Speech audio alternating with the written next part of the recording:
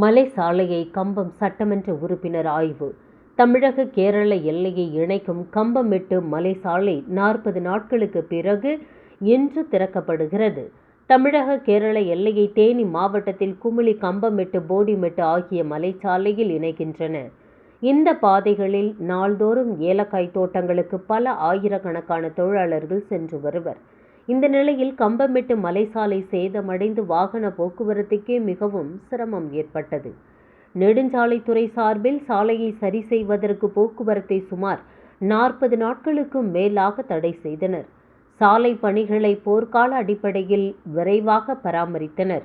அதன் அடிப்படையில் கம்பம் சட்டமன்ற உறுப்பினர் ஜெகநாத் மிஸ்ரா நேற்று பராமரித்து வந்த கம்பமெட்டு சாலையை பார்வையிட்டார்.